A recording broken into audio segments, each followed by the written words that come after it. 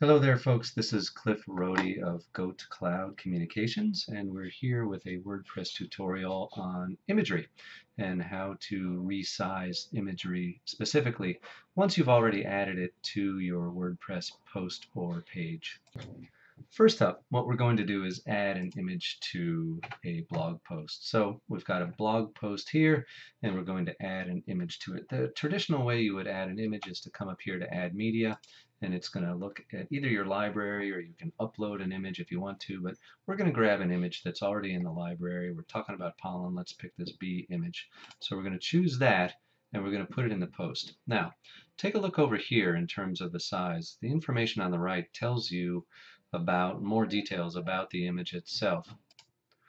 So among those details are the size. So this image is 600 pixels wide by 414 pixels deep or tall, and we're going to go ahead and install that right into the post. Now we can see here, actually, so we're looking down at the bottom, we can choose how we're going to align it, whether we want to link it to anything, and the size we're going to do it.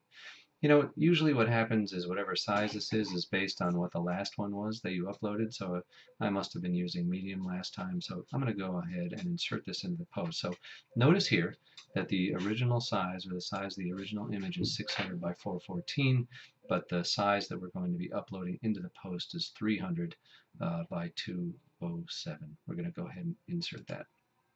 Now it's in the image, and what we can, or in the post, what we can do is preview it, and this will open up another tab, and it'll show you the information here.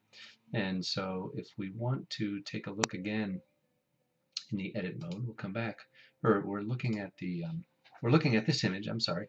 We're saying, oh, you know what, that's a little bit too big. Let's make it smaller. We can do that. So all we need to do is come back to Edit Post, go ahead and click on the image, and you'll see a little pencil here which allows you to edit it.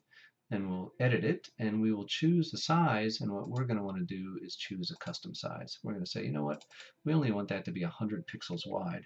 Now what this is going to do is save the scale of the image, so you don't have to worry about the height. You see how that's been reduced to 69 automatically. We'll go ahead and hit update, and you can see in the edit mode it's a lot smaller, and if we go ahead and hit preview, it's going to shrink this image live too. So that's how you resize an image. You can really make it any size you want. Good luck editing your images.